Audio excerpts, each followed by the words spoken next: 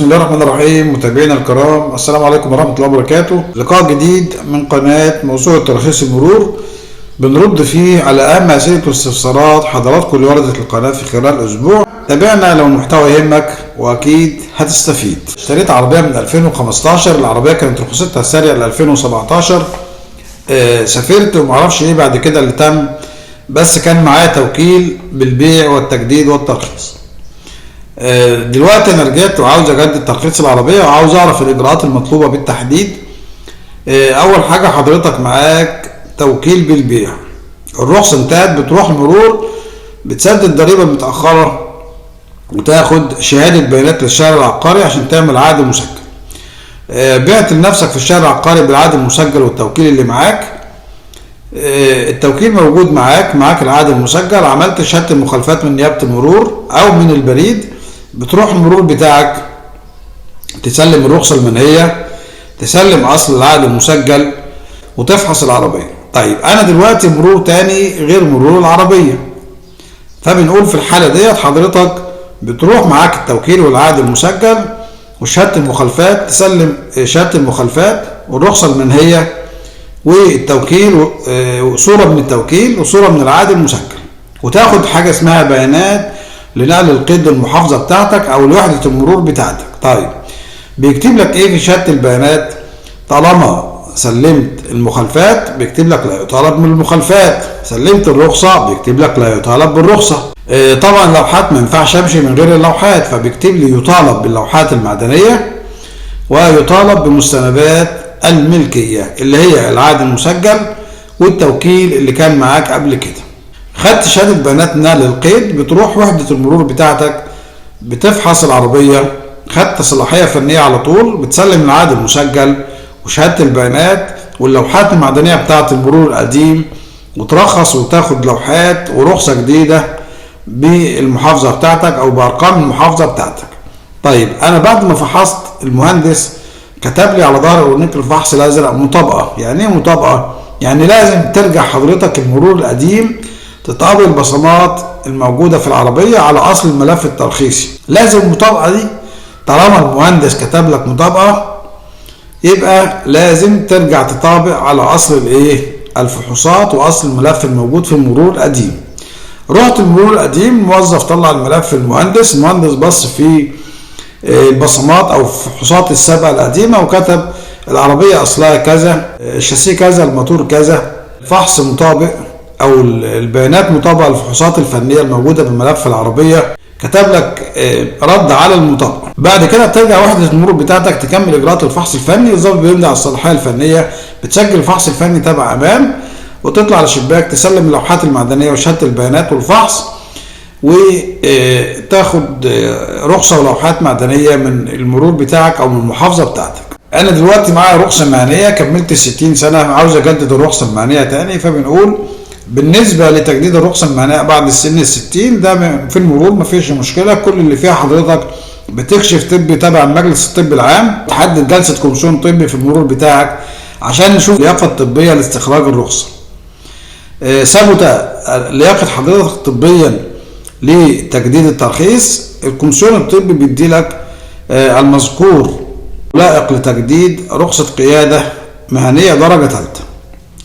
بتعمل شهاده المخالفات وبتعمل الفيش وبتروح المرور بتاعك، والله يا اخوانا انا معايا رخصه مهنيه، كشفت كوميسيون بس عديت ال60. في الحاله ديت بيكتفي طالما عديت ال60 ما فيش تأمينات هتدفعها او ما ينفعش تسدد تأمينات تاني. الموظف ممكن يبعتك التأمينات تاني، يعمل لك شهاده بيانات للتأمينات. طب هات لي رد على الشهاده دي. في الغالب الرد بتاع التأمينات بيقول المذكور لا ينطبق عليه قانون التأمينات الخاص باستخراج الرخص، يعني ما بتسددش اشتراكات للرخصه المهنيه طالما كملت سن ال60. انما النقابه العماليه بتجيب نقابه عماليه مع الفيش مع جواب التأمينات انك بتتقاضى معاش ومالكش تأمينات للرخصه المهنيه وبتقدر تجدد الرخصه المهنيه بتاعتك تاني. انما الفيصل في جميع الاحوال لياقه حضرتك الطبيه لتجديد الرخصه المهنيه. طالما لائق طبيا مفيش حاجه بتعوقك تاني عن التجديد. حسن فايق بيسأل دلوقتي انا معايا عربيه فيات قديمه، العربيه ما ينفعش ان انا اصرف عليها او ما ينفعش تمشي تاني في الشارع عاوز اقطعها وابيعها خردة واسلم اللوحات للمرور، فايه المتبع؟ فبنقول حضرتك بتعمل شهادة المخالفات من نيابة المرور او من البريد. عملت شهادة المخالفات، معاك الرخصة المنهية، بتروح المرور تسلم الرخصة المنهية وشهادة المخالفات. المرور بيدفعك الضرائب والرسوم متأخرة بحد اقصى 5 سنين، وبياخد منك اللوحات المعدنية ويدي لك حاجة اسمها ايصال او نموذج 105 مرور مدون فيه كل بيانات العربية، الماركة، الموديل، الشاسيه، الموتور، نهاية الترخيص، سبب تسليم اللوحات المعدنية اللي هو الاستغناء عن الترخيص. معاك نموذج 105 مرور، خلاص انقطعت صلتك بالمرور بعد كده. ما ينفعش المرور يعمل لك محضر تبديد طالما سلمت اللوحات المعدنية للاستغناء عن الترخيص. بس في جميع الأحوال طالما متأخر عليها ضرائب ورسوم لازم تسدد الأول قبل الاستغناء عن الترخيص.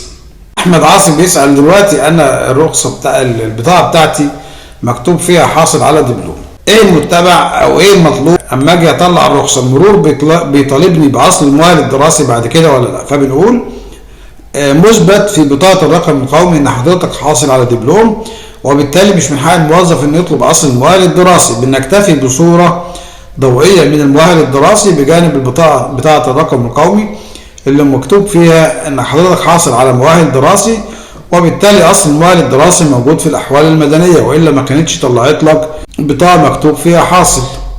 يبقى البطاقة طالما مكتوب فيها حاصل يكفي صورة المؤهل الدراسي.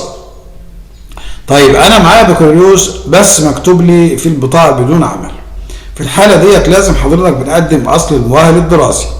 طيب تعذر تقديم أصل شهادة البكالوريوس أو الليسانس، فبنقول في الحالة ديت حضرتك بتجيب شهادة الابتدائية أو الإعدادية، أصل المؤهل الدراسي بتاع الابتدائية أو الإعدادية لو حضرتك مش محتاجه أو مستغني عنه. طيب ما عنديش الأصل بتاع شهادة الابتدائية أو الإعدادية، في الحالة دي بتطلع بيان نجاح من الإدارة التعليمية بنجاحك في الشهادة الابتدائية أو الشهادة الإعدادية أو الثانوية على حسب.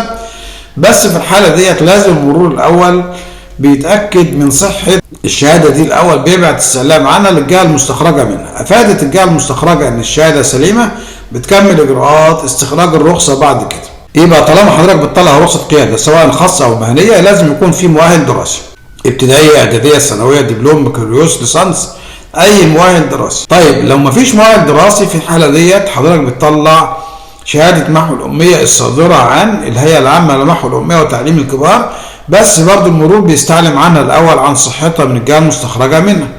يبقى لو معايا بيان نجاح لازم المرور يبعت السلام الأول، لو معايا محو أمية لازم برضو المرور يبعت السلام الأول قبل استخراج رخصة القيادة. أنا معايا رخصة قيادة مهنية بس بسافر كتير وما بستفدش من الرخصة المهنية، ممكن يعفوني من التأمينات الاجتماعية. فبنقول حضرتك طالما معاك رخصة قيادة مهنية ورخصة سارية يبقى سددت التأمينات الاجتماعية كاملة. حضرتك مسافر مش محتاج الرخصة المهنية، ممكن تسلمها وتاخد رخصة خاصة وتقفل ملف التأمينات. طيب التأمينات بقالي فترة ما جددتش، 5-6 سنين ما جددتش، التأمينات هتطالبني بالمدة دي كلها. والله المرور بيعمل لك شهادة بيانات بيقول والله ان الرخصة دي طلع بتاريخ كذا وانتهت بتاريخ كذا، والمذكور تقدم للتجديد بتاريخ كذا لمدة 3 أعوام قادمة من تاريخه. في الحالة دي التأمينات بتعمل لك تسوية وبتدفعك ال3 سنين الجايين، انما الفترة السابقة الرخصة المنهية بتعمل لك تسوية زي ما قلنا وبتدفعك ال3 سنين القادمة في الترخيص.